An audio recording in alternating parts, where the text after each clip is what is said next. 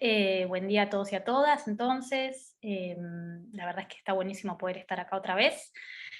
Hoy vamos a charlar un poco sobre lo que sería el idiolecto indumentario, ¿sí? Vamos a estar tratando de revisar a qué se refiere esto y qué temas abarca y cómo la indumentaria construye un lenguaje. ¿Sí? Voy a comenzar a compartir pantalla para presentarme. ¿Sí? Cualquier consulta, ustedes la pueden ir haciendo por chat. Dependiendo del tipo de consulta, podremos interrumpir y trabajar sobre esa consulta, o tal vez las resolvemos directamente en el cierre. ¿Sí? Pero cualquier interés o duda que se les presente, pueden ir haciendo el comentario y ya queda registrado para poder charlarlo. ¿Sí? Así que vamos a compartir. Cualquier cosa que ven que no se comparte correctamente o algo sucede, me avisan. ¿Sí? Esperen, que lo que quiero hacer un segundito es achicar esto, porque verme me perturba un poco. Vamos a correr esto. ¿Sí? Bien. Entonces, en el día de hoy vamos a estar hablando de idiolecto indumentario, ¿sí? En esta edición del OpenDC 2021. ¿Sí? Mi nombre es Magdalena Freitas, yo soy docente de la universidad hace más de 10 años, soy licenciada en diseño indumentario y textil, me especialicé en sociología del diseño y también hice una maestría acerca de la teoría del diseño, es decir, estoy bastante metida en lo que tiene que ver con la teoría del diseño. Profesionalmente, además de ser docente, he trabajado en la parte de comunicación de moda para marcas nacionales, para publicidad, para televisión. He trabajado también en el área editorial, ¿sí? En todo lo que tiene que ver con digamos, con la imagen de moda editorial, ¿sí? Y también he trabajado en lo que tiene que ver con la investigación de tendencias, ¿sí? Para un laboratorio nacional y, digamos, como algunos asesoramientos para marcas y empresas de Argentina que justamente necesitaban de este servicio y que trabajan con productos que necesitan digamos, de una actualización constante, ¿sí? Así que esto es un poco quién soy yo, a qué me dedico y en qué me formé, ¿sí? Y vamos a meternos entonces en el tema, ¿sí? Nosotros dijimos que vamos a hablar de idiolecto indumentario. Entonces nuestras palabras claves el día de hoy van a ser, en principio, ¿qué es el indumento? ¿Cómo lo definiríamos? ¿Qué es un idiolecto? ¿Qué es la moda? Que este siempre es un concepto complejo, ¿no? Porque hay como una creencia popular respecto de la moda que tenemos que desasnar en algún punto, como desarmar, ¿sí? Y también qué es el estilo, que muchas veces hay una confusión en pensar que el estilo y la moda son lo mismo, cuando en realidad son cosas opuestas, ¿sí? Entonces, vamos a empezar pensando qué es el idiolecto o qué entendemos por idiolecto, ¿sí? Entonces yo acá les puse una definición que dice que el idiolecto es el modo o la forma particular y específica de hablar de cada persona, ¿no? Esto se refiere a que uno a veces tiene muletillas, ¿no? Como palabras que son repetitivas y que le ayudan en la construcción del lenguaje. Obviamente hay idiolectos según regiones. Por ejemplo, tal vez en la ciudad de Buenos Aires hablamos de un modo y tenemos determinadas terminologías que en Córdoba son distintas, en Mendoza son distintas, en Rosario son distintas. Es decir, cada región muchas veces tiene un idiolecto propio. Entonces, es importante entender que el idiolecto obviamente tiene que ver con el lenguaje, ¿sí? Pero también tiene que ver con características propias, ¿no? Es como uno se apropia de ese código, ¿no? Lo vuelve para uno y lo utiliza. Y cómo, en todo caso, ese idiolecto es algo que nos identifica, ¿no? Es una herramienta a través de la cual construimos identidad, ¿sí? Por eso también agrega, ¿no?, que el idiolecto es una traducción de la identidad de quien habla, ¿no?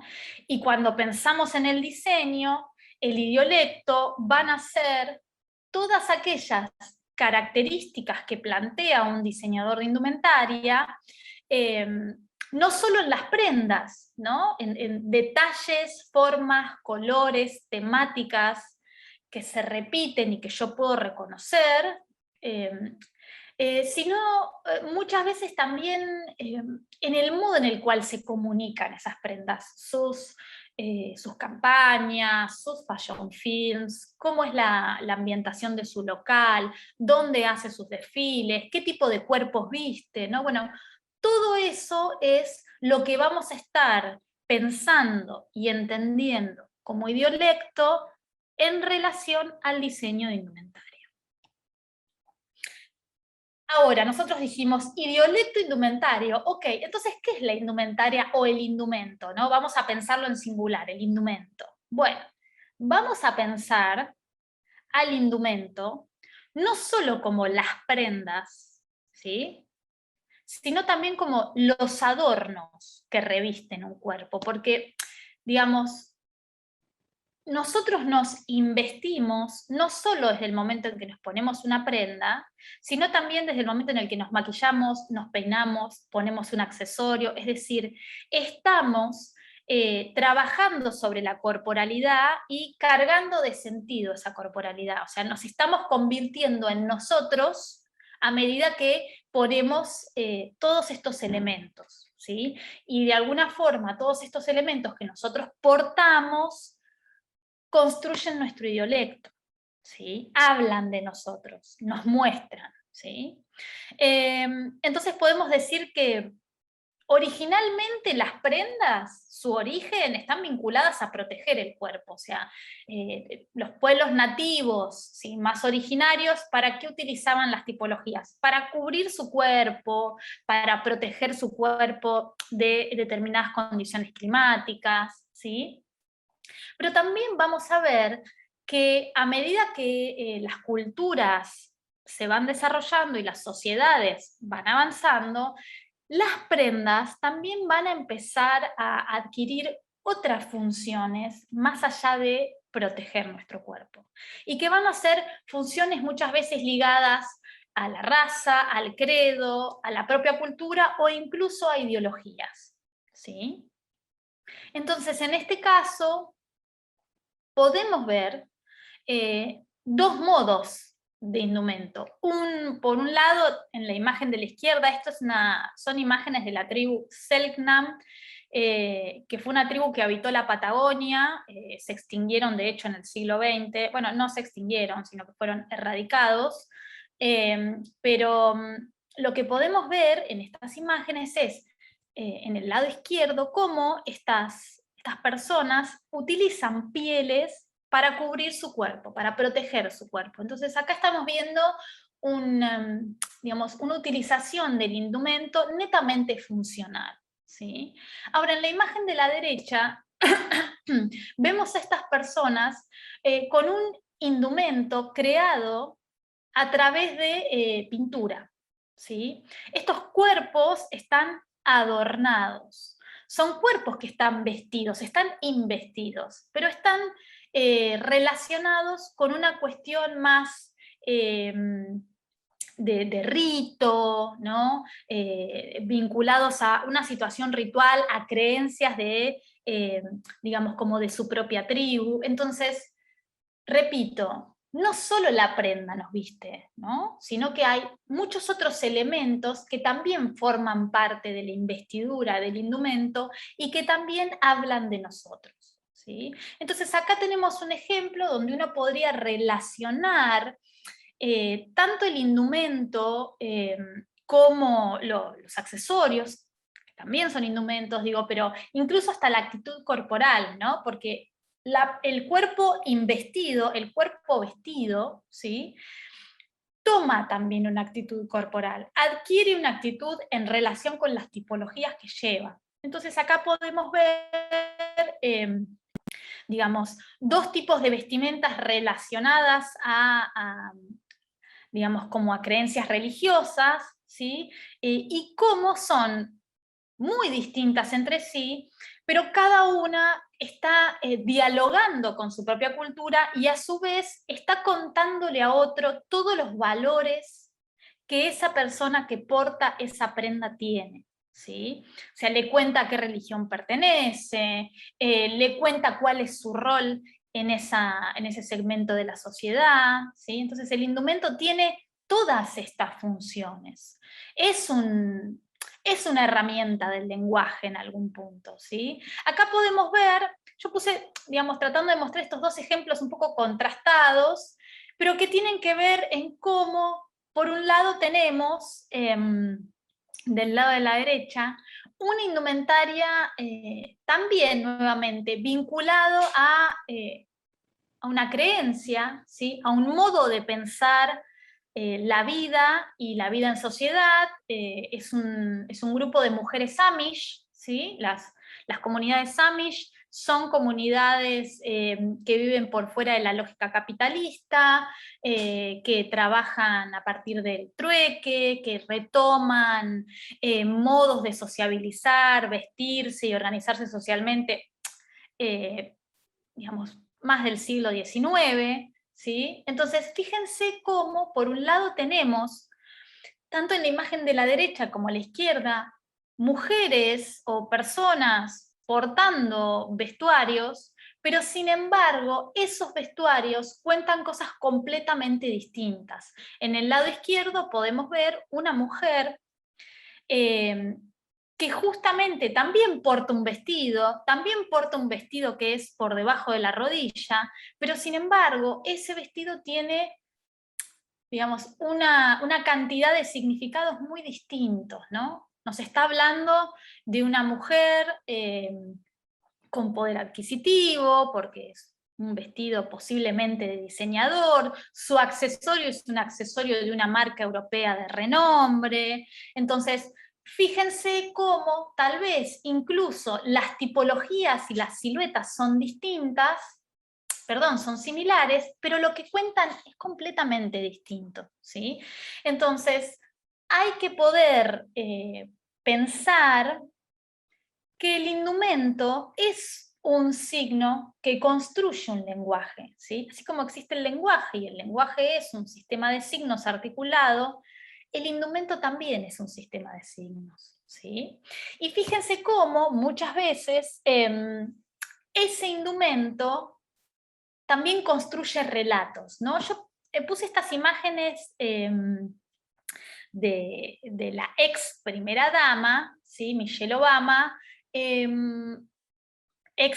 perdón, porque ya tampoco está este otro señor, pero pensemos lo siguiente, miremos a la Michelle Obama como primera dama del lado izquierdo, y fíjense que acá empezamos a ver cómo aparece ese cuerpo desde el lugar de primera dama, ¿no? Ella utiliza un vestido muy clásico, escote a la base, negro, un collar de perlas digamos, como de doble vuelta, que es, justamente las perlas son un tipo de accesorio muy conservador, ligados a las monarquías inglesas, y su pelo es lacio.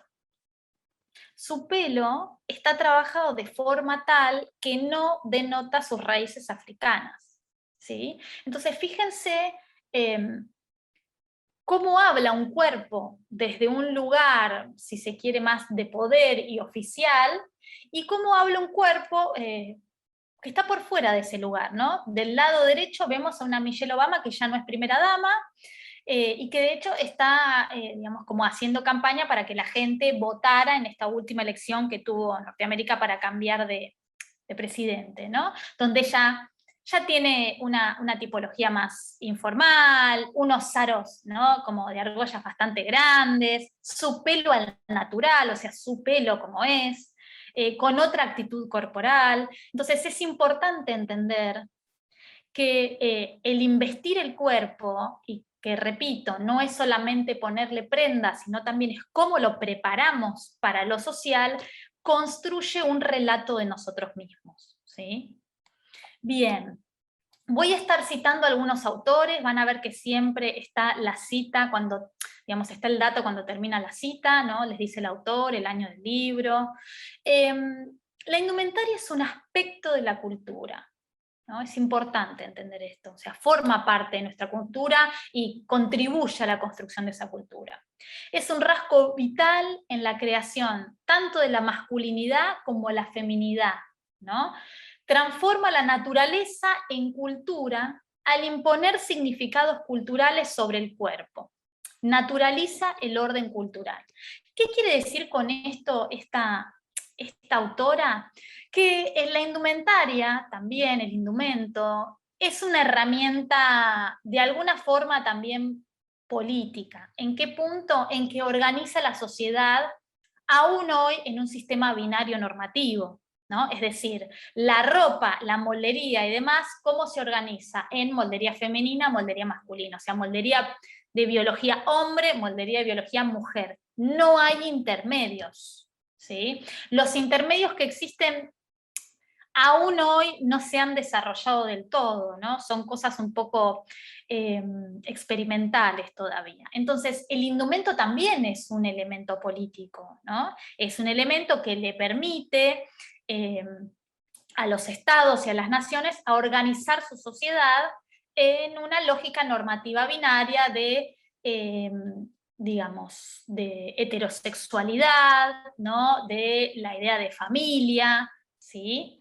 Y en esa lógica incluso binaria normativa, también hay otro modo de control social que tiene que ver con cómo deben ser esos cuerpos, ¿no? Porque por suerte, ¿no? Por suerte, el siglo XXI y las nuevas generaciones traen un diálogo distinto respecto de eso, pero todavía permanece mucho esta lógica de talles que son, digamos, o que habilitan determinados tipos de cuerpos y no otros, que las imágenes de moda no son demasiado diversas y aún comunican arquetipos y estereotipos normativos y hegemónicos, ¿sí? Entonces es interesante también que podemos empezar a encontrar dentro del lenguaje indumentario fisonomías disidentes, cuerpos que empiezan también a, digamos, a encontrar un espacio, ¿sí? Y a romper esas lógicas normativas. Porque la realidad es que los cuerpos son todos distintos, todos son posibles, todos deben poder vestirse, todos deben poder sentirse cómodos e integrados. Entonces, es interesante que dentro de este lenguaje indumentario podemos empezar a ver nuevos signos, ¿sí? Empezamos a ver nuevos lenguajes, ¿sí? Aparecen nuevas formas que le dan diversidad, que le dan heterogeneidad, ¿sí? Entonces, volviendo un momentito a esta idea de esta lógica binaria de la indumentaria, ¿sí? Voy a citar a Judith Butler, que es una autora muy importante respecto de la teoría de género, donde ella dice que la realidad de género sea creada a partir de actuaciones sociales sostenidas, significa que las verdaderas nociones de sexo esencial y una verdadera o ilusoria masculinidad y feminidad son también constituidos. Forman parte de las estrategias que niega el carácter performativo del género y sus posibilidades performativas de proliferación fuera de los marcos restrictivos de la dominación masculina y la coerción heterosexual. ¿Qué es lo que dice Butler? Dice que en realidad el género se construye, uno no nace con un género, uno nace biológicamente con determinada genitalidad, pero no con un género, ¿sí? Entonces, lo que está diciendo Butler es que justamente, digamos, hay toda una estructura sociopolítica que para controlar a la sociedad, ¿no? Para mantener todo más o menos organizado, sostiene determinadas lógicas de género, como yo decía hace un momento, y como sucede aún en la indumentaria, binarias normativas, ¿no? Es un modo también de, digamos, de sostener esas lógicas de control, que es interesante poder empezar a ver cómo el siglo XXI visibiliza otras miradas, ¿no? tenemos un camino largo por recorrer en el universo indumentario, pero visibiliza otros modos, otros cuerpos, otros modos de portar el indumento, ¿sí? Entonces, acá podemos ver, por ejemplo, cómo esta modelo es una modelo que no se reconoce, este modelo, ¿no? No se reconoce ni con el género masculino ni con el femenino, sino que va fluctuando, puede utilizar ropa de mujer, ropa de hombre, actitudinalmente va cambiando según el deseo que tiene, ¿sí? Entonces también esta posibilidad de que nuestros cuerpos no sigan una norma particular, ¿sí? Y no estar atados a una lógica tan determinante. Entonces, como decíamos, todo, digamos, todo cuerpo investido, de alguna forma construye, es lenguaje y construye lenguaje. ¿Sí? ¿Por qué? Porque vamos a decir que estas prendas, todo esto que portamos, el maquillaje, el peinado, los accesorios, son signos, ¿no? Nos están contando algo, hablan de nosotros. Entonces vamos a definir qué es el lenguaje, para entender bien de qué estamos hablando. Vamos a pensar al lenguaje como un sistema de signos organizados, ¿no? Nosotros ahora, yo estoy hablando y ustedes me pueden entender porque conocen todos estos signos que yo utilizo para hablar, ¿no? Las palabras, los sonidos, e incluso conocen cómo se articulan esos signos para que tengan sentido. Esto es el lenguaje, ¿sí? De hecho, no solo tenemos un lenguaje verbal, tenemos un lenguaje escrito, sino también tenemos lenguajes de señas, ¿sí? Para quienes no hablan tal vez, ¿sí? No pueden hablar desde lo sonoro.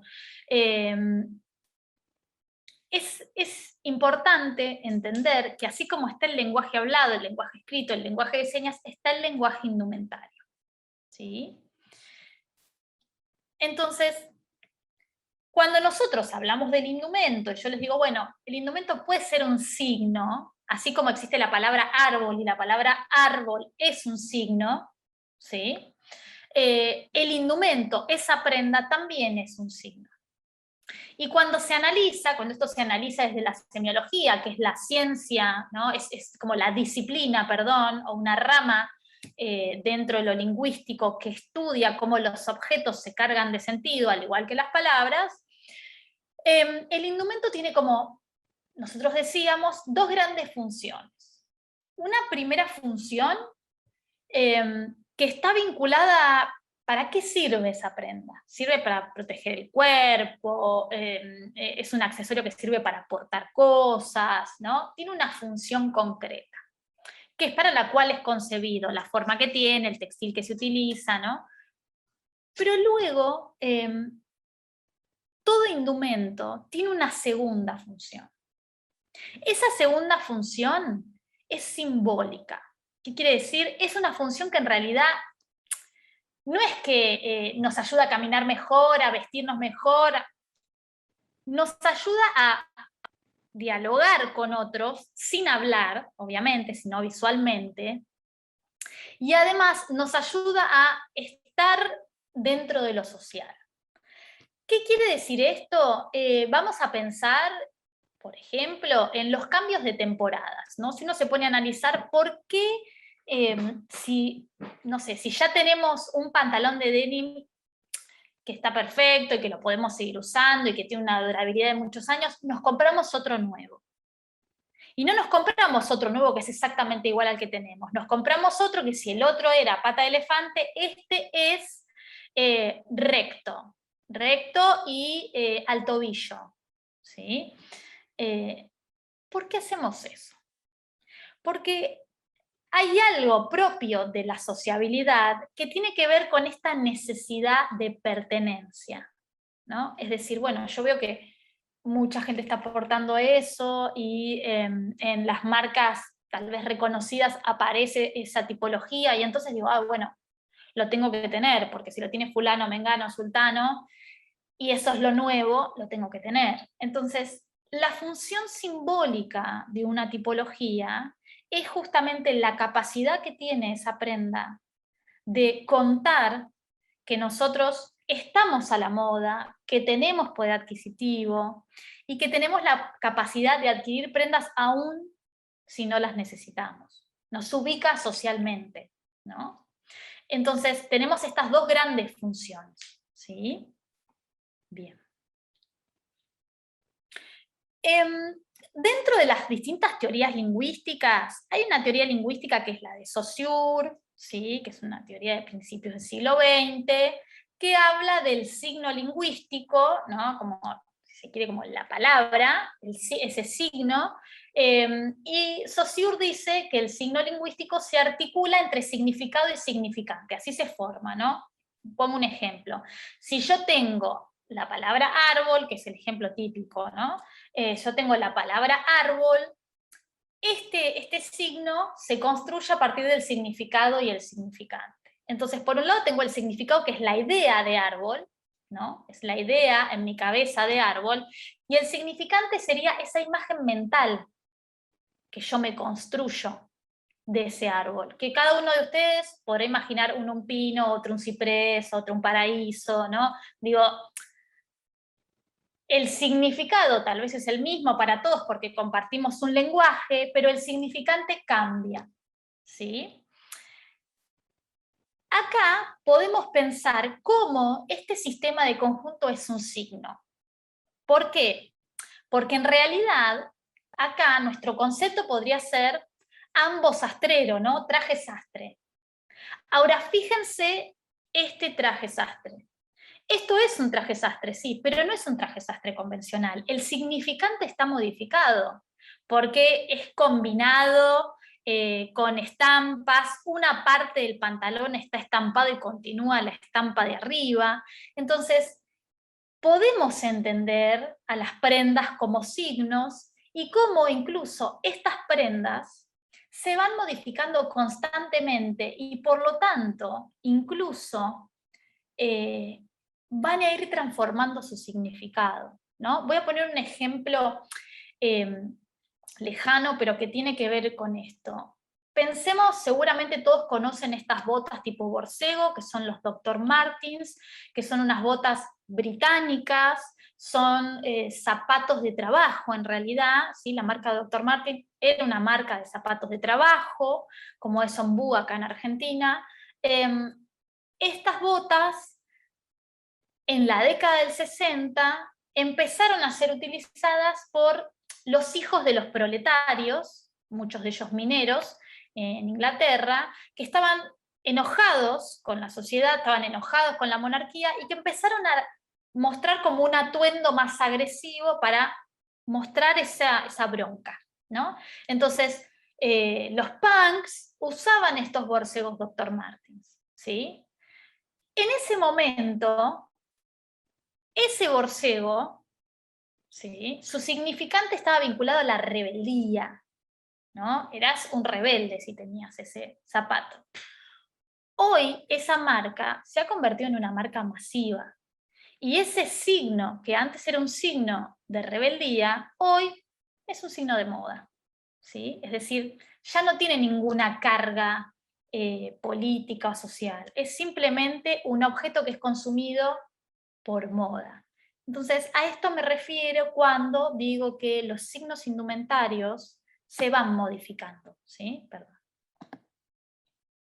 Bien, entonces por eso podemos decir que este signo es la unión del significado y el significante, y que en la indumentaria es la unión del vestir y el mundo, ¿no? Es la unión de cómo esa prenda en el mundo, en lo social, va transformándose, ¿sí? Bien. Entonces, para entender un poco cómo es esto de que las prendas significan, yo les puse acá una definición que da Roland Barthes, que fue un semiólogo francés, ¿sí? Que se dedicó mucho a analizar la moda, el lenguaje de la moda, y él dice, significar quiere decir que los objetos no transmiten solamente informaciones, sino también sistemas estructurados de signos, es decir, esencialmente sistemas de diferencias, oposiciones y contrastes. ¿Qué quiere decir Roland Barthes con esto? ¿Y cómo lo podemos relacionar con lo indumentario? Cuando nosotros vemos este sistema de conjuntos, la imagen que está acá, lo que tenemos son distintos signos articulados, ¿sí? Vemos una sandalia de taco, vemos una tipología que es como un mono, ¿no? Un enterito, vemos una cartera, ¿sí? De cuero, similcuero, lentes, un barbijo, un modelo de celular. Vemos una cantidad de elementos. Esos elementos están relacionados entre sí, se articulan, ¿sí? Digamos, no sería lo mismo que ese enterito estuviese puesto en un cuerpo de una persona más despeinada, un poco más sucio, y con unos zapatos de trabajo. Esa tipología contaría otra cosa completamente distinta. Entonces, en esta articulación de signos, esa prenda, ese enterito que tiene estos bolsillos grandes y que en realidad su origen es las prendas de trabajo de inicios del siglo XX, hoy está presentada en esta fisonomía, en este cuerpo, con esa articulación de elementos y en ese contexto, contando otra cosa, ¿sí? Entonces, es importante, como dice Roland Barthes, entender que además se produce una semantización de los elementos, de los objetos. ¿Qué significa? Que los objetos, en relación con otros, adquieren sentido, se cargan de sentido en función de los contextos y de los cuerpos que los portan, ¿sí? Por eso vemos este ejemplo, ¿no? Fíjense que yo veo de un lado esta señora adulta con su carrito para caminar, su bolsa de compras, ¿sí? Su gorrito de lana, esta campera, y vemos del otro lado a una persona más joven que tiene accesorios y elementos similares, no son los mismos, pero son similares. Pero el cambio de materialidad, de paleta de color, de actitud corporal y de contexto hacen que un sistema de conjunto y otro cuenten cosas completamente distintas, ¿sí? Entonces, por eso es importante entender esto, que los objetos nos cargan de sentido, ¿no? Aportan estatus social, ¿sí? Nos dan estatus social. Por eso, repito, los contextos también son un elemento de semantización. Si miramos en estas imágenes, la silueta de estas dos personas, en términos de sistema de conjuntos, son muy similares, ¿no? Tipología bermuda, una prenda de tejido de punto, una camisa, son tipologías similares. ¿Qué es lo que cambia?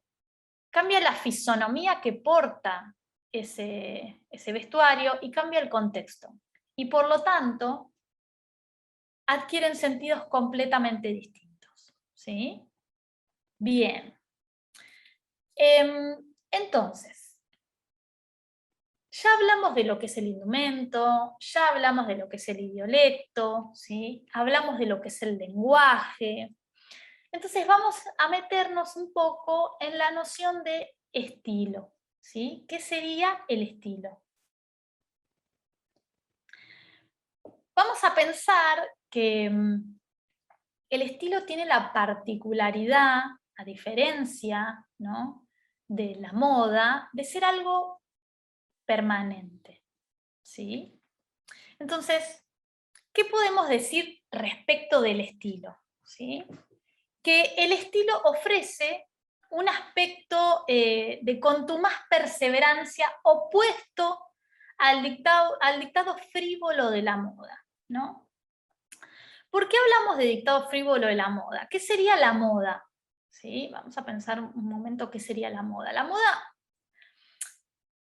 no es solo el indumento. Hay mucha gente que piensa que la moda es el indumento, ¿no? Que la moda está vinculada a simplemente las prendas, los accesorios, el vestuario. No, la moda es más que nada un fenómeno social, ¿no? La moda no tiene que ver simplemente con los objetos. La moda es esa acción que tienen un grupo de personas o una cultura que está vinculada a esta necesidad de pertenencia, ¿sí? Entonces, al ser un fenómeno social, es intangible, se puede traducir, por ejemplo, en modas indumentarias, ¿no? En de repente tener una cantidad de productos que se ponen de moda, ¿no? Que están en boga, porque se masifican, ¿sí? Pero en realidad, la moda también puede ser, o puede desarrollarse, o puede expresarse en tipos de comidas, en formas de hacer deporte, en modos de, digamos, de vivir la vida, ¿sí? E incluso desde lo político, desde aspectos políticos, ¿sí? Entonces, cuando decimos que el estilo se opone al dictado frívolo de la moda, lo que quiere decir es que la moda no construye identidad, nunca, jamás. La moda es algo pasajero. La moda es un momento de auge de una determinada situación o producto o de una determinada idea que es consumida hasta morir y es reemplazada por una nueva, ¿no? La moda es justamente una dinámica de cambio y reemplazo, ¿sí? Entonces, nunca la moda puede ser algo tan sólido y firme como la identidad, ¿sí? Sino que lo que constituye la moda son, como dice Chavarren, identidades tentativas, ¿no? Pero nunca construyen algo sólido o firme como la identidad, ¿sí? Entonces, acá les puse un ejemplo de lo que podemos pensar como estilo, ¿no? Este es Karl Lagerfeld, ya fallecido, diseñador y creativo de la marca Chanel durante décadas, ¿sí? ¿Por qué yo les muestro a Karl Lagerfeld y lo planteo como un ejemplo de estilo?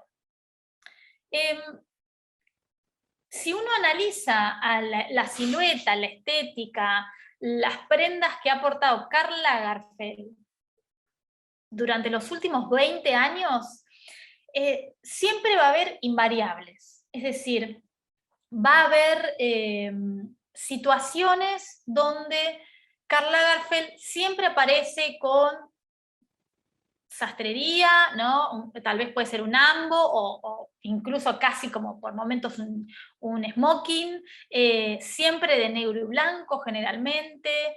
A veces tal vez portaba un pantalón de denim, pero la parte superior siempre era igual, con corbata, algún accesorio, los lentes siempre eran similares. Entonces, uno puede reconocer en esa elección de Karl Lagerfeld, ¿sí? Una identidad concreta, ¿sí? Un interés y elementos específicos con los cuales él se identificaba. Una paleta de color, una silueta, determinados textiles, un modo de peinarse, ¿sí? Un largo de pelo, un tipo de peinado. Entonces, esas características que son invariables en el tiempo hablan de una identidad, ¿sí? Hablan de la traducción de determinados signos corporales y vestimentarios del pensamiento y de la ideología de cada uno, ¿sí? Entonces, el estilo está, digamos, obviamente más ligado a los valores en oposición a la moda, ¿sí?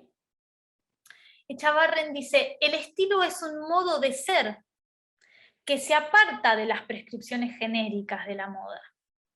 Bajo este aspecto es el adversario de la moda del estilo, la cual está guiada en su incepción por los valores de prestigio relacionados con la predominancia de un grupo. La moda va a lo seguro, consagra el poder adquirido, los modelos privilegiados por caros, accesibles a los solventes, de acuerdo a fórmulas o convenciones precalientes en cierto medio. El estilo es un modo de ser, singular, difiere. En tanto aparece o existe, hace política. Como dice acá Echavarren, cuando dice la moda va a lo seguro, consagra el poder adquirido, los modelos privilegiados por caros, la moda como fenómeno social, ¿sí?, es un fenómeno que además solo puede existir y trabaja dentro de la lógica del capitalismo, es decir, de una sociedad que se organiza en bienes y servicios y se organiza en clases sociales. Y esas clases sociales se constituyen en relación al poder adquisitivo. Es decir, algunos tienen mucho, algunos tienen un poquito y otros no tienen nada. Y eso es lo que debe existir, es la lógica que debe existir para que algunos tengan mucho, otros tengan un poco y otros no tengan nada, ¿no? Es decir, es como que la torta dentro de esa lógica se divide, no se divide en porciones iguales para todos, sino que se divide en la mitad de la torta para 5, un cuarto, o la otra, el otro medio, ¿no? Dividimos lo que nos queda en la mitad y dividimos el otro poco para algunos y para un montón muy poquito. Para que la moda exista, necesita, y la moda justamente trabaja en función de la diferenciación social. Es decir, que algunos puedan adquirir determinados productos, que como esos pueden adquirir determinados productos, son las personas con poder adquisitivo, son las personas que aparecen en los medios, en las revistas, y que lo que hacen es hacer imágenes y poner de moda ciertas estéticas, muchas veces. Estéticas, actitudes, modos de vivir, ¿no? Entonces, justamente, la moda es efímera. Porque para el segmento que tiene poder adquisitivo, cuando el segmento medio adquiere lo que ellos tienen, ya no les sirve porque no se pueden distinguir. Entonces pasan a algo nuevo. Y la moda justamente construye esta carrera infinita e interminable por la pertenencia, ¿no?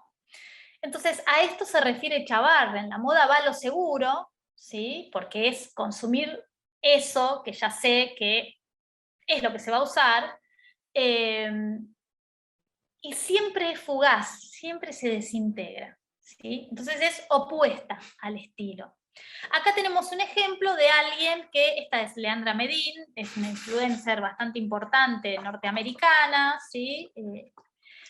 Y ella sería un ejemplo de la moda, ¿no? Es una persona que está todo el tiempo posteando en su Instagram sobre su vida y cómo se viste y la vida en Manhattan. Es una persona de un poder adquisitivo bastante alto de Manhattan, y siempre retrata sus vestuarios, dónde come, qué hace, qué come, ¿no? Entonces, justamente este tipo de, digamos, como de personajes son los que van alimentando esa lógica de la moda, ¿no? De, ay, bueno, ¿quién no quisiera, ¿no? ¿Quién no quisiera vivir en Manhattan y tener, ¿no? Porque justamente, obviamente, hay ciertos estereotipos que se ponen de moda y son, digamos, si tienen más visibilidad en determinadas culturas. En Sudamérica, la vida norteamericana, el tipo de consumo norteamericano y los productos norteamericanos tienen un valor hegemónico, ¿sí? Entonces, bueno, Leandra Medin por eso es como un personaje de tanta influencia, ¿no? Entonces, este es un ejemplo de la moda, no del estilo. Ella está constantemente cambiando, ¿sí? Y todo el tiempo muestra incluso como las nuevas temporadas, cómo ponérselo, cómo combinarlo, ¿no? Son incluso personalidades que trabajan en función mucho de alimentar la industria indumentaria de la moda, ¿sí? Entonces, ¿qué podríamos decir del estilo versus la moda? Es que el estilo está ligado más a los valores de la persona, ¿no? Y cuando decimos valores, los pensamos como aquellas características o creencias que uno no podría soltar nunca, nunca, ¿sí? Mientras que en la moda los valores son fluctuantes, es, ay, bueno, pero ahora se usa esta remera, bueno, pero sí, para hacer esta remera se contaminan litros y litros de agua. Bueno, pero ¿qué es más importante? ¿Los litros y litros de agua o estar a la moda? ¿No? Entonces, bueno, el estilo y la moda tienen estas complejidades, ¿no? El estilo tiene una cuestión más perdurable, más ligada a lo identitario, a lo propio, ¿no? Mientras que la moda uniforma. Estar a la moda justamente es distinguirme dentro de lo igual, ¿no? En la moda, además, hay una juxtaposición de identidades, porque esto igual nos pasa a todos y tiene que ver también con, a medida que crecemos, vamos buscando nuestra identidad y por eso vamos cambiando el modo en el cual nos vestimos, ¿no? Pero si uno retrocede en el tiempo y empieza a mirar fotos suyas de, sé, 20 años hacia atrás, bueno, tal vez gente más joven no habría nacido, pero uno empieza a encontrar distintos estilos, distintas estéticas que fue adquiriendo y dice, ¿y cómo me puse esto? ¿No? Y tiene que ver con esa juxtaposición de identidades. Uno fue siendo distintas personas a lo largo del tiempo, ¿sí? Y muchas veces en la moda empezamos a encontrar juxtaposición de identidades porque la moda va trayendo cosas de vuelta y las mezcla todas. Entonces tengo esto que es un poquito de hipismo, esto que es un poquito de punk, y lo pongo todo en un mismo conjunto, ¿no? Entonces ahí tenemos otro ejemplo de, digamos, como de versus, ¿sí? Entonces la moda es sinceramente un fenómeno que no distingue, mientras que el estilo tiene la particularidad de distinguir. Pero bueno, es difícil en una sociedad y en estas sociedades capitalistas y tan ostentosas, es difícil sostener el estilo, es muy difícil, ¿no? Porque es toda una decisión y a veces uno se queda un poco solo en eso. Entonces acá les puse algunos ejemplos que están vinculados a la idea de estilo, ¿sí? Y se lo relacioné con subculturas, que me parece que es como un lugar interesante por donde podríamos abordar el estilo.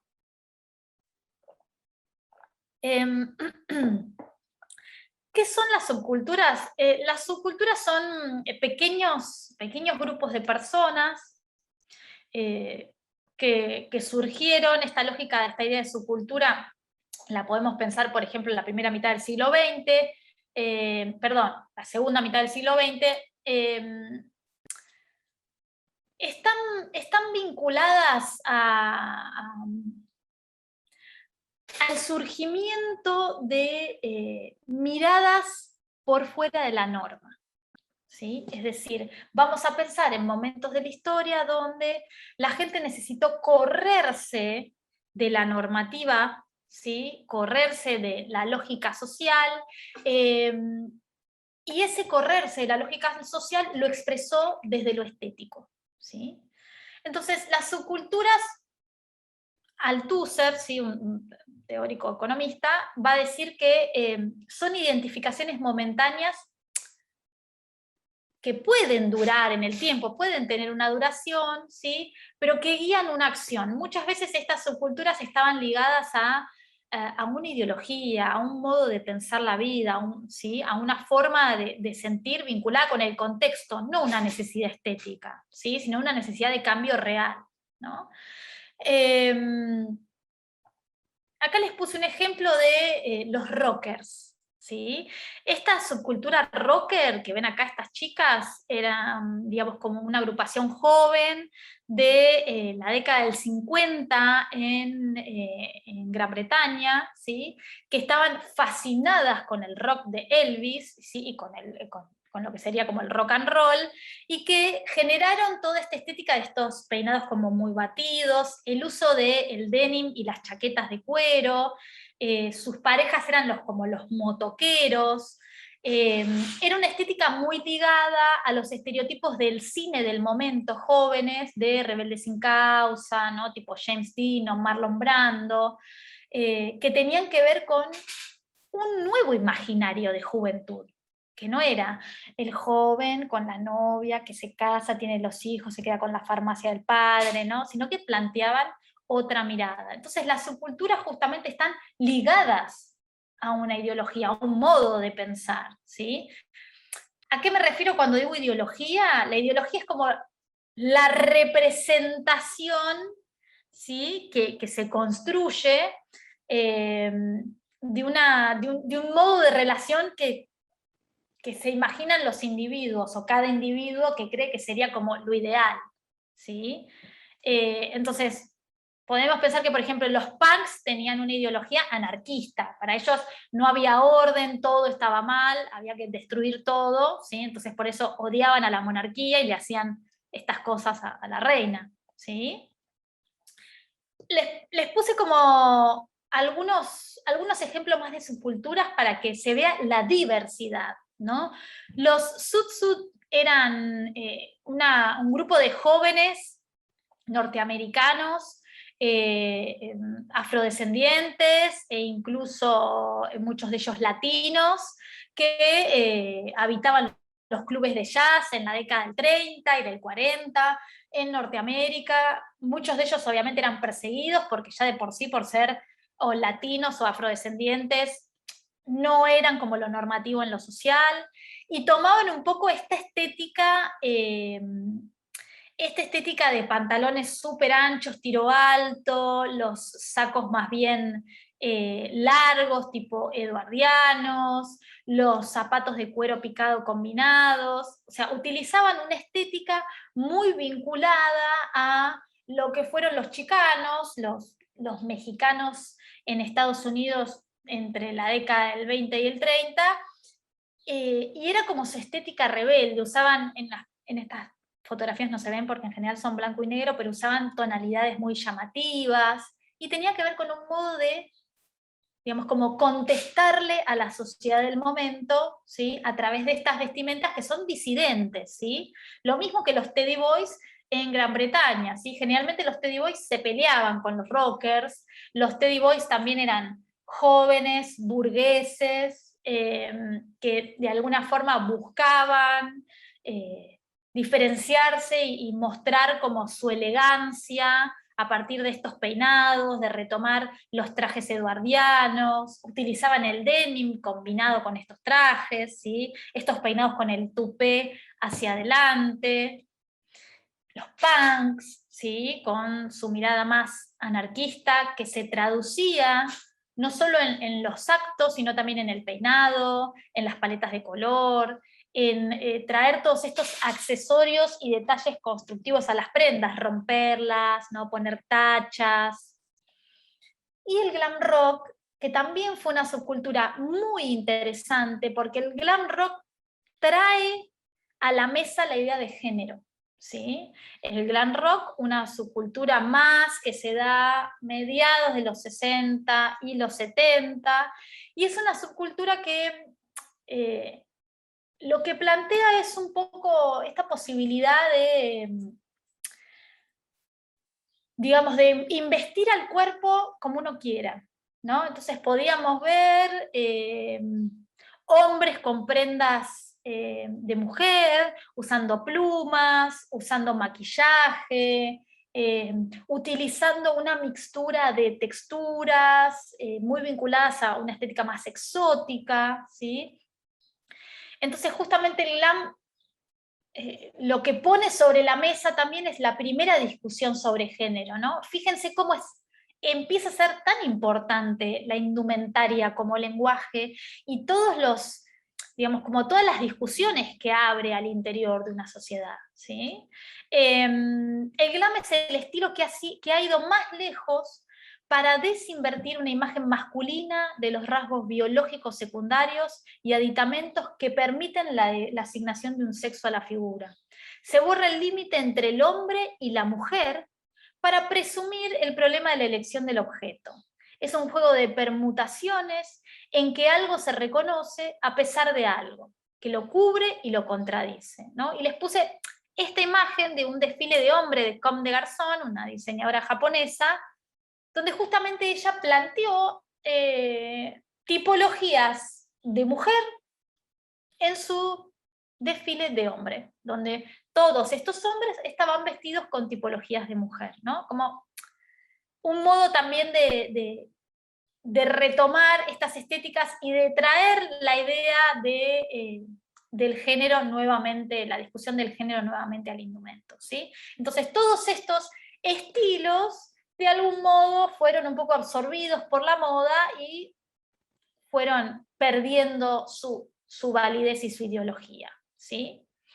Entonces quiero ahora, una vez que ya fuimos recorriendo un poco todas estas definiciones, ¿no? Hablamos de moda, hablamos de estilo, hablamos de idiolecto, hablamos de lenguaje, vamos a mirar un poco cómo en los diseñadores uno puede encontrar un idiolecto, ¿sí? Es decir, puede encontrar un lenguaje, ¿sí? Entonces les puse en principio una diseñadora, si se quiere, más moderna, no tan contemporánea, pero les puse una diseñadora que de alguna forma fue una diseñadora bisagra, ¿sí? Porque la irrupción de Chanel en la lógica indumentaria del siglo XX, pensemos que Chanel, digamos, aunque comienza con accesorios a principios del siglo XX, ella después, ya hacia la década del 20, tiene como toda una línea, tiene su mesón, tiene su perfume, es decir, ella logra un desarrollo muy rápido, ¿sí? Y una inmersión muy rápido en el mundo de la indumentaria internacional, ¿sí? Y lo que trae de interesante Chanel, ¿no? Coco Chanel, a diferencia de tal vez los diseñadores que podíamos ver en ese momento, como Paul Poiret o como Lanvin, ¿no? Es que Chanel propone la idea de, digamos, de la no ornamentación. Y que en todo caso, las ornamentaciones que uno encuentra o encontraba al inicio en las tipologías de Chanel eran ornamentaciones muy simples, eran ornamentaciones muy modestas, ¿no? Hay algo de la idea de la simplicidad y la funcionalidad, que era una mirada muy moderna de los objetos, ¿sí? Pensemos en la Bauhaus, la escuela alemana que trabaja sobre la mirada de la simplicidad y la funcionalidad. Bueno, Chanel va a traer un poco esto al diseño, ¿no? Entonces, esa mirada de Chanel, esa idea de simplicidad, funcionalidad, esa noción de que si hay ornamentación, la ornamentación debe ser con elementos simples, como una flor, o crear una flor con el mismo textil de la chaqueta, o no solo, o no necesariamente utilizar perlas originales, sino también perlas de fantasía, ¿sí? Que las propias texturas de las tipologías se hagan con las telas base. Entonces, todo eso habla de una lógica mucho, digamos, más funcional y simplista, y cómo Chanel traduce esto, ese imaginario, lo traduce en todos los objetos y elementos de su marca, en cómo es su perfume, súper simple, con una etiqueta nada ostentosa, su frasco también, digamos, como básico, ¿sí? Cómo eran las fotografías y las propuestas estéticas de lo que podríamos llamar sus campañas en ese momento. Fíjense que hay poca ornamentación, son más bien simples y modestas. Fíjense sus fisonomías. Los accesorios son accesorios que se relacionan más o con cosas de fantasía o con hacer una flor con tela. Incluso el propio sistema de conjunto, ¿no? Es más bien simple, ¿sí? Entonces, hablamos de un idiolecto en Chanel, digamos, porque este es el Chanel actual, fíjense, ¿no? Cuántas cosas permanecen de esa lógica Chanel, ¿sí? A esto nos referimos con idiolecto, a cómo hay determinados valores propios de la marca que se sostienen y que lo que le dan es identidad, ¿sí? Porque si miramos todos estos sistemas de conjunto, los textiles siempre son similares, las tipologías son similares, las siluetas tal vez se modifican en función de las tendencias, sí, pero la lógica de generar ornamentación a partir de elementos más de fantasía o de los propios textiles, de siluetas, digamos, no demasiado ornamentadas, sigue estando, ¿sí? Y estos, fíjense, los accesorios siguen la misma lógica que proponía Chanel en la década del 20, ¿sí? Y si en la actualidad, ¿no?, la marca se va adaptando a las nuevas tecnologías y las nuevas materialidades, aún así mantiene esta lógica de simplicidad y no ostentación en algún punto, ¿sí? Vamos a una diseñadora más, digamos, más contemporánea, Vivienne Westwood, ¿no? Para pensar cómo, por ejemplo, podemos relacionar una subcultura como fue el punk con el idiolecto de un diseñador o de una marca. Vivienne Westwood es una diseñadora que nace, ¿sí?, que ella transitó y fue parte del movimiento punk en Gran Bretaña, fue digamos, como un personaje bastante importante en ese movimiento, fue quien hacía los vestuarios de los Sex Pistols, y cómo esta ideología más anarquista es un valor que continúa aún hoy en el idiolecto de Vivienne Westwood, ¿no?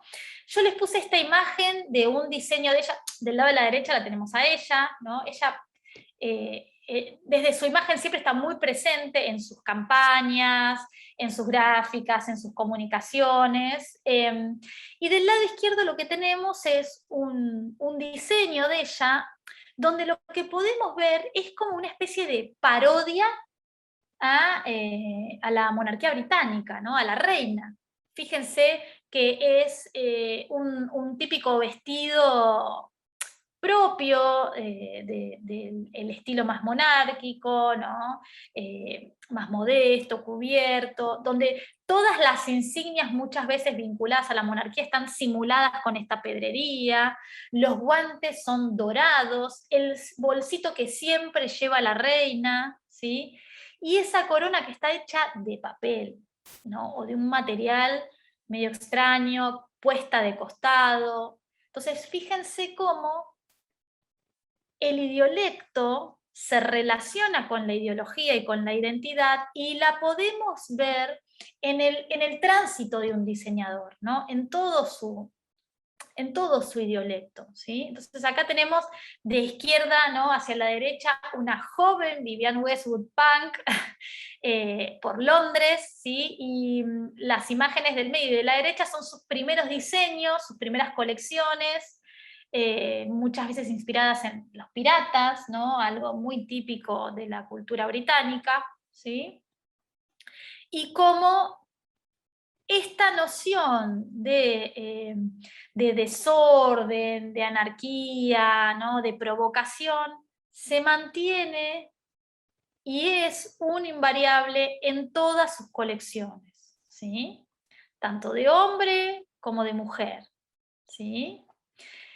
Incluso como, aún así, cuando Vivienne Westwood hace, por ejemplo, un co-branding, lo que se llama co-branding o una colaboración con alguna marca masiva, en este caso sí una marca deportiva o de accesorios, aún así permanece algo de su identidad en la paleta de color, en el tipo de estampados que elige, ¿sí?, en cómo son sus tiendas. Del lado derecho tenemos Sex, que fue su primer tienda en Gran Bretaña, y luego del lado izquierdo tenemos cómo son algunas de sus tiendas hoy, ¿no?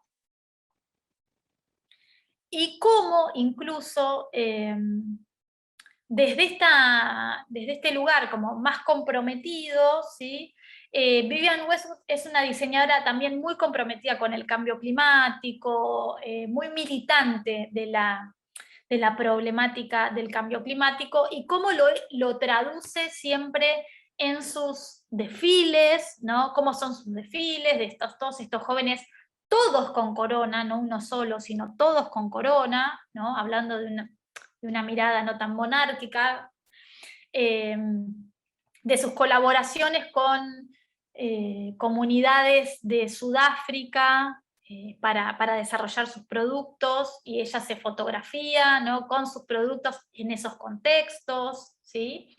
Y cómo son algunas de sus campañas, donde muchas veces aparece ella o no, pero donde vemos que este idiolecto se mantiene en todos los elementos propios de su, no solo de lo que hacen a su marca, que es la comunicación, la prenda, el local, las fotografías, ¿sí?, las campañas, los desfiles, es decir, no solo el objeto, sino lo performativo del objeto, ¿sí? Otro diseñador, como para hacer como un contraste, ¿no?, de estéticas, ¿sí?, también contemporáneo, podemos pensar en Hussein Chalayan. Hussein Chalayan, un diseñador que es, digamos, tiene como una identidad compuesta, porque él nació en Chipre y, bueno, tuvo que irse de Chipre porque Chipre fue invadido por Turquía, en una situación muy violenta. Entonces él vivió casi toda su vida en Gran Bretaña, ¿sí? Él se siente británico, pero la noción de, digamos, de todo lo que es su cultura chipriota está muy presente en todo su desarrollo indumentario. Y eso es un dato importante. Cuando uno analiza a un diseñador y trata de detectar cuál es su idiolecto, es fundamental poder entender cuáles son sus raíces, de dónde viene, ¿no? No es lo mismo nacer británico y, en todo caso, la idea de el pirata se convierte en un emblema de mi nación, porque es como Gran Bretaña logró expandirse y crear un reinado, que ser un exiliado y tener la influencia de, por ejemplo, no sé, la cultura musulmana, incluso de tener una mirada hasta crítica de algunas situaciones vinculadas, ¿no?, a esas lógicas y al lugar de la mujer que le da este tipo de creencia, ¿sí? Entonces, fíjense como en el caso de Hussein Chalayan, él está todo el tiempo hablando un poco de estas cuestiones sociales que lo preocupan, un diseñador como muy comprometido con esas lógicas, y como su estética, que es mucho más simple, depurada, ¿sí?, es más conceptual, se traduce en sus locales, ¿no? A diferencia de Vivienne Westwood, acá tenemos una estética bastante más simple, más funcional, donde no hay exceso, donde hay pocas tipologías en el perchero, y donde empezamos a encontrar en Hussein Chalayan en particular todo lo que va a ser esta tendencia a posteriori de la hibridación entre la indumentaria y la tecnología. Hussein Chalayan es el diseñador que empezó a trabajar con esta hibridación, ¿no?, de pensar qué función o qué se puede lograr de esta fusión de tecnología e indumentaria. Entonces empezó diseñando algunos proyectos como este vestido, que era un vestido a control remoto, ¿no? Es una estructura, si miramos el vestido, es un vestido clásico, es el típico vestido yaqui, evasé, con escote a la base, pero sin embargo este vestido se manipulaba a control remoto y se iban abriendo distintas partes y aparece, ¿no?, como todo un, digamos, como una bajofalda de microtul, ¿sí? O todos estos proyectos y estos vestidos de esta temporada donde trabaja con la idea del LED, ¿sí?, como el LED dentro del textil y cómo el vestido puede ir cambiando y modificándose, y las fisonomías de estas tipologías empiezan a tomar la idea de sistema, ¿no?, de estructuras internas de lo que sería la lógica del hardware y el software. Este desfile, que fue el desfile más famoso, donde sus vestidos se transformaban, entonces de izquierda a derecha, el vestido comienza, ¿no?, desde la izquierda, se va transformando y termina como lo ven en la derecha, ¿no? Esta posibilidad de dejar de pensar a las prendas como algo estático y empezar a pensarlas como algo modificable, ¿sí? Entonces esto es lo que va manteniendo durante todas sus presentaciones. Fíjense que, digamos, más allá de que tal vez estos no son tan tecnológicos, los vestidos contemplan esta lógica de modificación, ¿sí? Aún en siluetas que son muy simples, o la idea del planteo efímero de la prenda, ¿no? Estas prendas estaban hechas como con una materialidad papelosa soluble en agua, entonces estas chicas entraban con estos pilotos, se ponían abajo del chorro de agua, el piloto se desintegraba y aparecía la prenda que estaba por debajo, ¿no? Entonces, fíjense cómo es una mirada completamente distinta de lo indumentario. Esto fue un proyecto interesante que armó él, que eran estos vestidos carta, porque él se mandaba muchas cartas con su mamá había quedado en Turquía, perdón, en Chipre, y él estaba en Gran Bretaña, entonces le escribía cartas a su mamá, y él recordaba el olor de las prendas de su mamá era muy coqueta, y entonces hace este vestido carta, ¿no? Porque él decía que olía las cartas de su mamá y tenían el olor de su mamá, entonces él dice, era como portar sus prendas, ¿sí? Entonces, digamos, acá tenemos un diseñador muy, muy conceptual, fíjense que sus desfiles, o por ejemplo, sus proyectos más interdisciplinarios, como los vestuarios para teatro y performance, ¿sí? Son bien distintos a lo que veíamos con Vivienne Westwood, ¿sí? Sus campañas, por ejemplo, ¿no? Entonces, y sus colaboraciones. Él fue director creativo de Puma durante muchos años. Entonces es interesante poder ir recorriendo esto para entender cómo,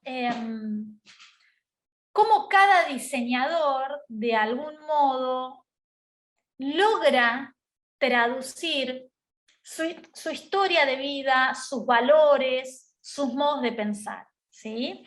Una diseñadora completamente opuesta, Rei Kawakubo, desde su marca Comme des Garçons, ¿sí? Rei Kawakubo, una diseñadora japonesa. En realidad ella no es diseñadora, ella no estudió diseño, ella estudió filosofía, ¿no? Es un dato súper importante para poder pensar si uno quiere abordar sus prendas, ¿no? Tratar de poder entender desde dónde ella mira el cuerpo, el indumento, desde dónde piensa sus proyectos. Comme des Garçons es una marca que empieza hacia fines de los años 70 y que se va a hacer, digamos, se va a hacer más popular en los años 80, cuando en los años 80, digamos, los diseñadores japoneses entren al mundo de las semanas de la moda, ¿sí? Y Rei Kawakubo también es una diseñadora que trabaja desde lo conceptual. Si uno mira sus desfiles, estos son sus desfiles iniciales, ¿sí? En la década del 80, donde trabaja mucho resignificando la sastrería masculina, que es un vestuario netamente occidental, y piensen que Japón es una nación que pierde la Segunda Guerra Mundial y que por lo tanto la cultura occidental invade mucho, incluso en lo vestimentario, y es interesante cómo para esta diseñadora esas cuestiones de su historia y de la historia de su nación son situaciones que aparecen en sus relatos, ¿no? Esta colección fue una colección inspirada en la bomba de Hiroshima y Nagasaki, donde ella lo que hace es replicar en estos vestidos, entre comillas, las deformaciones que sufrieron los cuerpos y las personas que estuvieron expuestas a la radiación, ¿no? Entonces, es interesante poder empezar a reconocer los rasgos nacionales que aparecen en cada diseñador, ¿no? Empezar a entender desde dónde viene su planteo de diseño, ¿sí? Entonces, la mayoría de sus colecciones tienen este código, son tipologías y prendas que no son convencionales, son más bien extracorporales, son muy metafóricas, y que tienen en realidad siempre una mirada más conceptual. Cada colección de Comme des Garçons es una reflexión, respecto del momento y de la realidad, ¿no? Por eso recordé y di este dato de que ella viene de la rama de la filosofía, ¿no? Entonces trabaja con la idea de la representación, ¿no? Estos vestidos que parece que son en 2D, pero en realidad son en 3D, ¿no? Entonces, esta idea casi como filosófica de qué es real y qué no es real en la imagen, ¿no? Volver a la caverna de Platón. Y cómo trabaja también estas lógicas desde lo que son las colecciones de hombres, ¿no?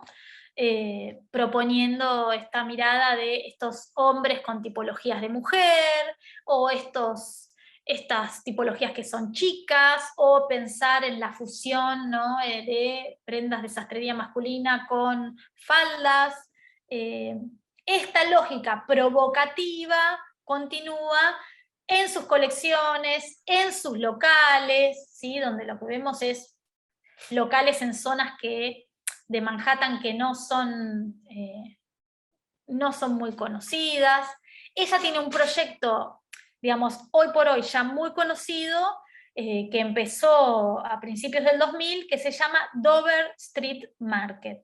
Dover Street Market es un multimarca, que comenzó en Londres. El primer Dover Street Market estaba en Londres, y es como una gran tienda como departamental, donde están como los diseñadores del momento en pequeños espacios donde muestran parte de su colección, y cada espacio es como una instalación artística, ¿no? Cada espacio cuenta el idiolecto del diseñador, ¿sí? Entonces, Dover Street Market tiene como una pretensión medio como de galería de arte del indumento, ¿sí?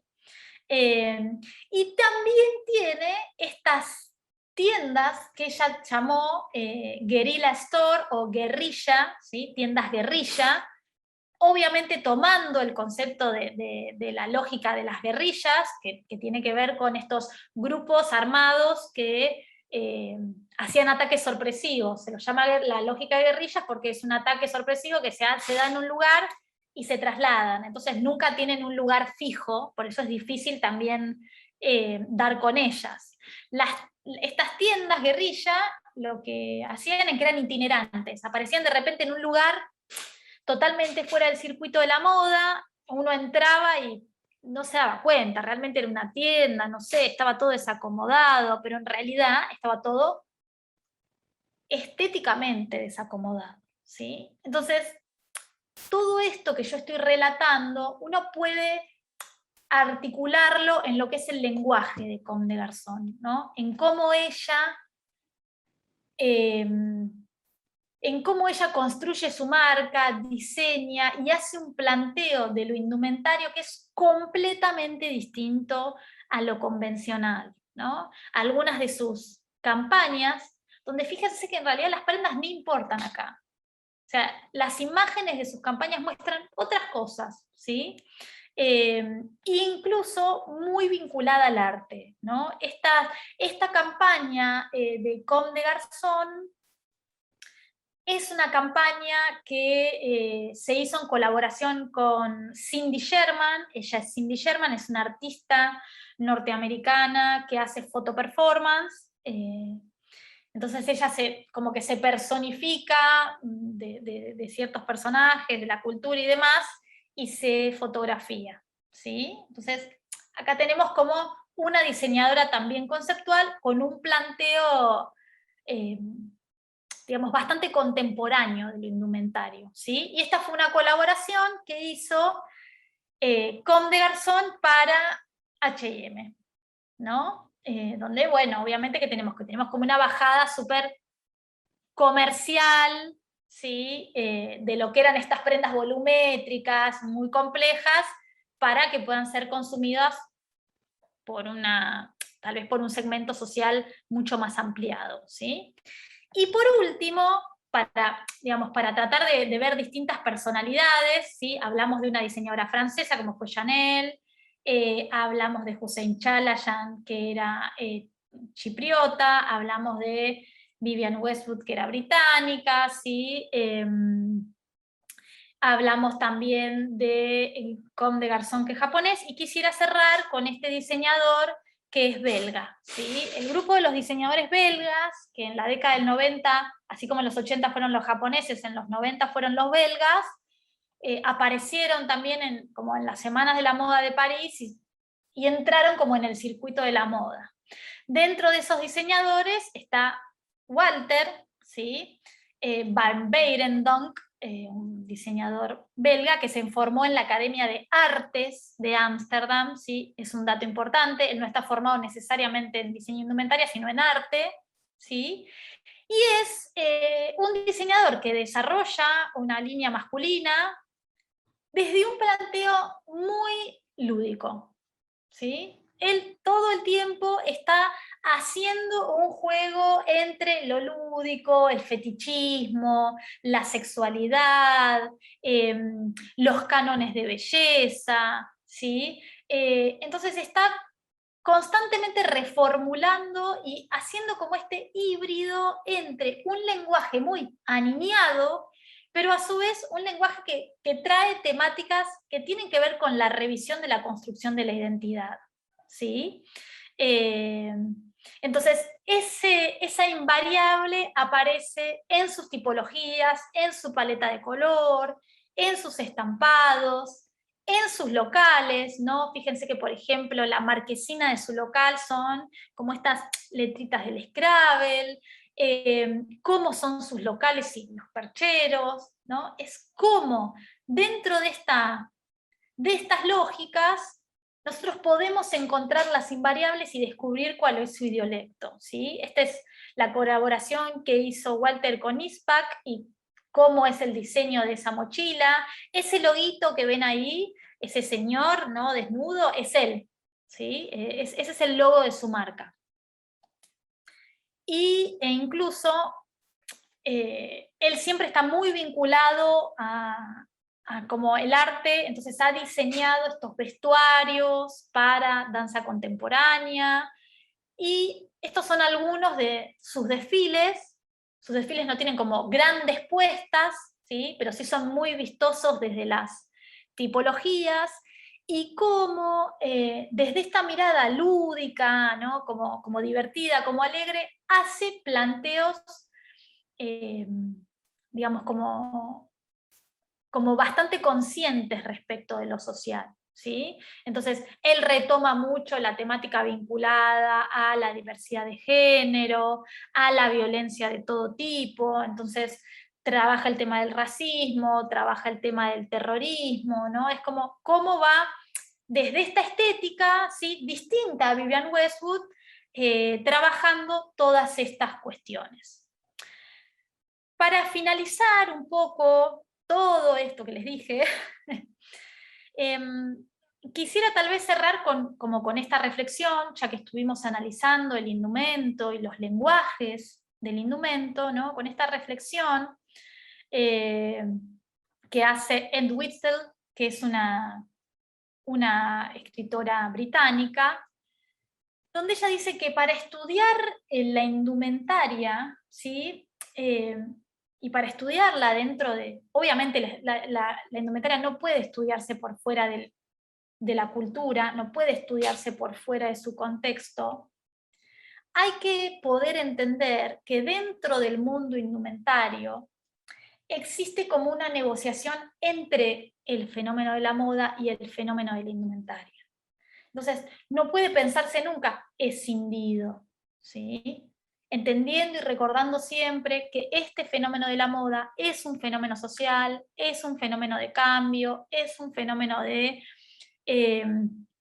digamos, como de cambio y descarte, ¿sí?, y es un fenómeno de distinción social. Entonces ella dice, para poder analizar la indumentaria hay que examinar el modo en que la moda se traduce en una prenda, es decir, cómo determinados imaginarios e ideas de un momento se traducen en una prenda, ¿sí?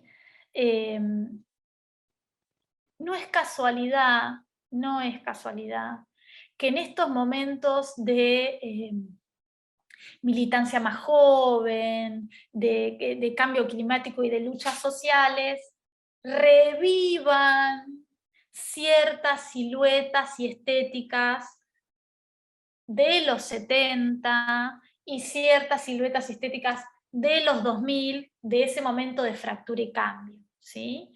Ella dice que hay que examinar la forma en la cual el cuerpo textual, ¿no? de cómo las revistas de moda interpretan y encarnan la experiencia práctica del vestirse. Entonces, es esa relación de la moda con la prenda y cómo incluso esa moda se expresa en la visualidad, ¿sí? Bueno, hasta aquí entonces mi monólogo infinito. Muchas gracias por estar escuchando, ¿sí? Y en todo caso, no sé si quieren que charlemos, yo no abrí el chat, pero supongo que habrá consultas, así que puedo minimizar y escucharlos o escucharlas.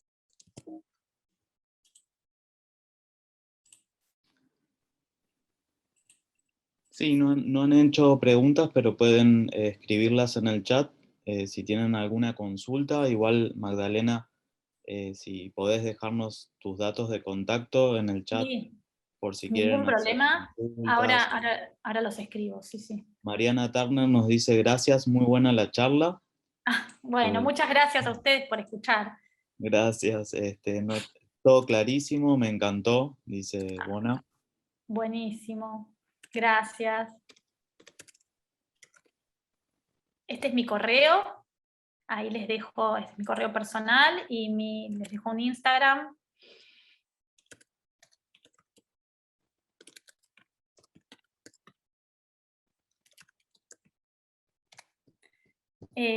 Bueno, muchas gracias. Qué suerte que les resultó súper interesante. La idea, bueno, un poco era, la verdad es que se podía hacer mucho más extenso, pero a veces hay, sobre todo en este tema, hay cosas muy técnicas que a veces se pueden hacer tediosas si uno no viene necesariamente de la indumentaria. Entonces, me parecía interesante poder abordarlo desde un lugar más como sociológico, ¿no? De poder pensar cómo son los relatos desde el indumento, ¿no? A veces uno cree que la prenda es algo, no lo piensa incluso cuando va a adquirir la prenda, ¿no? Uno cree que la prenda es algo tan inocente y en realidad todo eso que hacemos con nuestros cuerpos y cómo lo exponemos en lo social, bueno, también nosotros construimos un idiolecto. Entonces, así como lo podemos reconocer en diseñadores, donde justamente no es, en los diseñadores está completamente pensado y diagramado, bueno, cuando lo ponemos en conciencia nosotros también lo hacemos, ¿sí? Entonces un poco la idea era charlar sobre eso.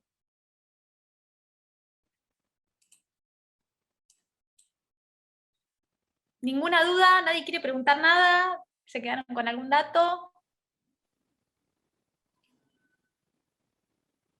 Bueno, parece que no, pero bueno, pueden realizar las consultas escribiendo al mail. Les agradecemos. Bueno, Ampi dice, muy bueno Magda, linda tu charla. Muchas gracias, muchas gracias. Les agradezco muchísimo haber estado acá. Sé que es un día hermoso afuera y que a veces es más tentativo estar en la naturaleza, pero les agradezco mucho haber estado presentes, haber prestado atención. Les agradezco que valoren el contenido. Y cualquier consulta me pueden escribir. Yo no puse al final la bibliografía porque parecía un poco académico demasiado, pero les puedo, si quieren, pasar después los autores que cité, ¿sí? Que son todos autores que trabajan analizando el fenómeno de la moda, y no habría ningún problema. Bueno, Agustina Carranza, muy buena la charla, gracias. Evi Ducal, muy buena la charla, muchas gracias. Me encantó. Alma dice, sí, me gustaría, Agustina. Bueno, le agradecemos a todos por haber participado, a todos y a todas.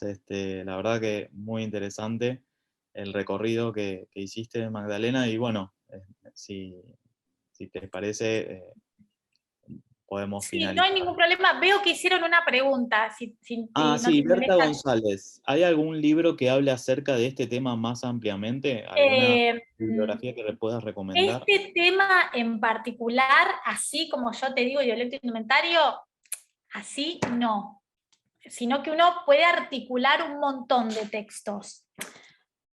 Ay, saludos desde Uruguay, qué lindo Uruguay. ¿Qué se puede hacer? Yo que recomiendo. Hay algunos textos que son muy buenos y que analizan como más lo sociológico de la moda, ¿no? Porque yo les hice esa articulación, les articulé sociología de la moda con cosas específicas de la indumentaria. Entonces, lo que está bueno es que ustedes se puedan comprar libros que tienen diseñadores, ¿no? Por ejemplo, hay un libro, se los voy a escribir, que es de Taschen, creo, que se llama Fashion Now. Hay distintas ediciones del Fashion Now. Qué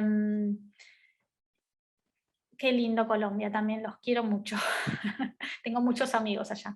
El Fashion Now es como un compilado de diseñadores. Entonces, tienen diseñadores del siglo XX, pero también van a tener diseñadores del siglo XXI. Y está bueno porque a veces les hacen entrevistas, entonces es como que les permite entender un poco la filosofía de cada diseñador. Entonces, por un lado, el Fashion Now está bueno, hay diseñadores, hay libritos específicos de cada diseñador, de Kawakubo tienen, de Yamamoto, de Chalayan, de Vivienne Westwood, eso van a una de estas librerías grandes que son medio cadena, que tienen mucha cantidad y ahí pueden conseguir.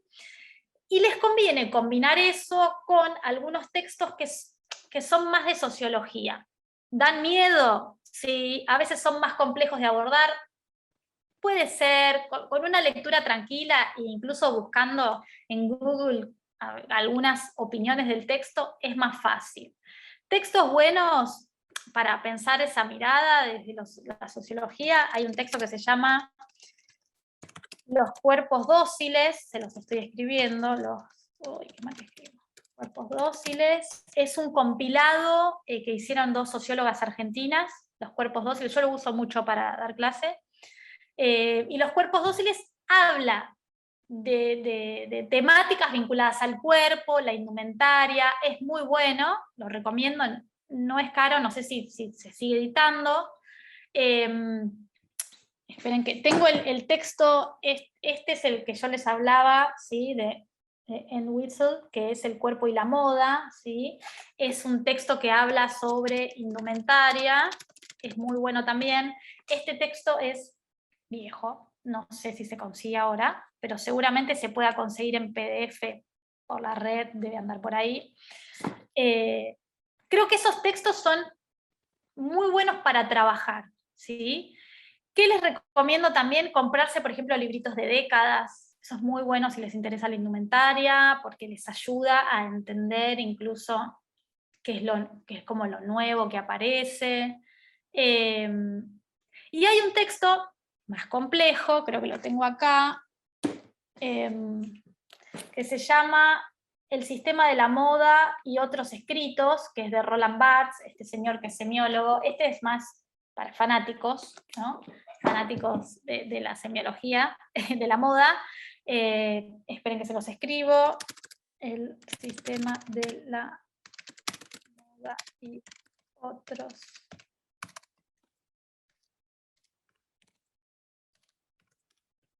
escritos. Es de Roland Barthes. Es un poquito más complejo, pero es interesante, está muy bueno, lo pueden leer despacito, y si les interesa trabajar interpretaciones de fenómenos de moda y demás, es muy útil, es muy, muy útil. Esa sería un poco una bibliografía para empezar, y después hay millones de libros nuevos que posiblemente yo no conozco, pero que vale la pena explorar. hay libros que trabajan sobre fenómenos de tendencia, pero eso para empezar está bien, por lo menos es un poco lo que yo les trabajé acá, ¿sí? Espero que les sirva. Bárbaro. Muchísimas gracias, Magdalena. No, por favor. Muchas gracias a todos por haber participado de este nuevo ciclo de OpenDC. Y bueno, les recordamos que esta grabación de este taller va a estar disponible a partir del viernes 3 de diciembre en nuestro canal de YouTube de Conferencias DC. Así que bueno, muchísimas gracias a Buenísimo. todos y todas por haber participado. Gracias a todos, y gracias a vos, Alejandro, por tu apoyo, y bueno, nos estaremos viendo en alguna otra edición. Muy buen fin del 2021 y comienzo del 22 para todos los que andan por ahí.